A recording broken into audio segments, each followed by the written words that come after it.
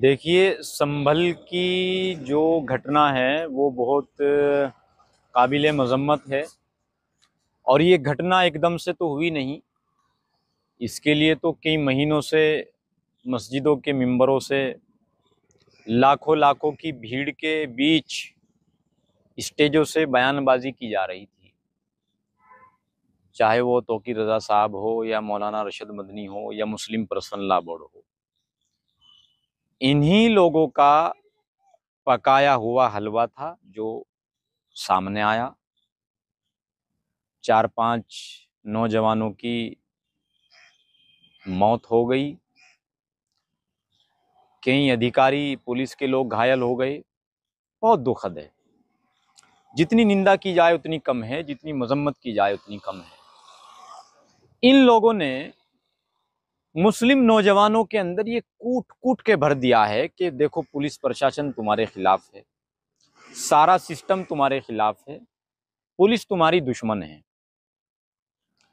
अब जब नौजवानों के अंदर ये भर दिया जाएगा कि पुलिस तुम्हारी दुश्मन है, तो फिर ऐसा ही होगा जैसा संभल की घटना सामने आई है।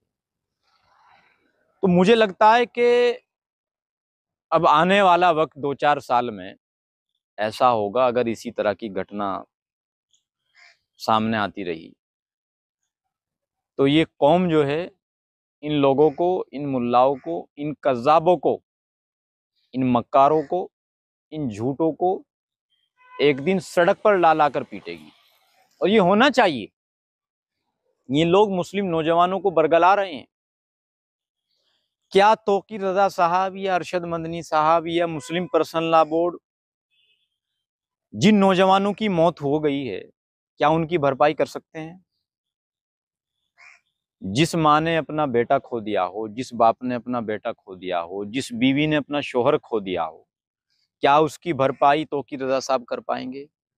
ओवैसी साहब कर पाएंगे? ये लोग तो मंच से भाषण देते हैं, फिर उसकी चिंगारी इतनी भड़कती है कि इस तरह के परिणाम आते हैं। हिंदू संगठनों ने अजमेर शरीफ को लेकर भी याचिका डाली है, कोर्ट में स्वीकार कर ली गई है। हैं। कोर्ट तो बैठा है, आप याचिका मेरे खिलाफ डाल दीजिए, उस पर भी सुनवाई होगी। लेकिन क्या सही है क्या गलत है, कोर्ट ने वो भी तो सारे सबूत रख करके, सारे एविडेंस सामने रख करके तभी तो फैसला सुनाएगी। कोई ऐसे थोड़ी। बहुत सारी मस्जिदों का सर्वे हुआ है, उससे पहले भी बहुत सारे जो है धार्मिक जगहों का सर्वे होता आया है, तो इसमें तो किसी को कोई आपत्ति होनी नहीं चाहिए। अभी बेंगलुरु में बैठक चली, उसमें बयानबाजी बड़ी खतरनाक हो रही है। लोगों को सड़कों पर करने के लिए कहा जा रहा है, सड़क हटाने के लिए बोला जा रहा है। अब ये लोग मुसलमानों के, मुस्लिम नौजवानों के भविष्य के साथ खिलवाड़ कर रहे हैं, मुस्लिम नौजवानों का मुस्तकबिल खराब कर रहे हैं।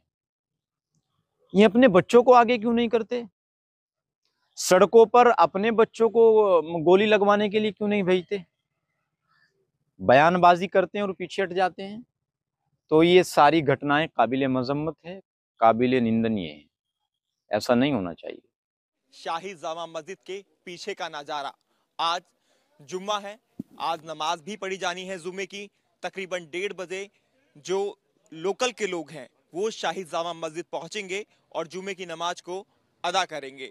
लेकिन उससे पहले पुलिस प्रशासन पूरी तरह से अलर्ट है। तस्वीरें आप देखेंगे तो चाहे शाही जामा मस्जिद का मुख्य द्वार हो, वहां पर भी पुलिस फोर्स तैनात है, तो वहीं पीछे की तरफ भी भारी संख्या में पुलिस फोर्स को तैनात किया गया है। उसकी वजह यही है कि किसी भी तरह की कोई हिंसा ना भड़के और जो सामाजिक तत्व हैं, जो अराजक तत्व हैं, उन पर निगरानी रखी जा सके। उसके लिए जगह जगह सीसीटीवी कैमरे लगाए गए हैं, जिन पर कंट्रोल रूम से निगरानी रखी जा रही है। अगर बात करें सीसीटीवी कैमरों की तो 20 पॉइंट पर ये सीसीटीवी कैमरेस लगाए गए हैं जो शाही जामा मस्जिद के चारों तरफ हैं, जिससे हर आने जाने वाले व्यक्ति पर निगरानी रखी जा सके।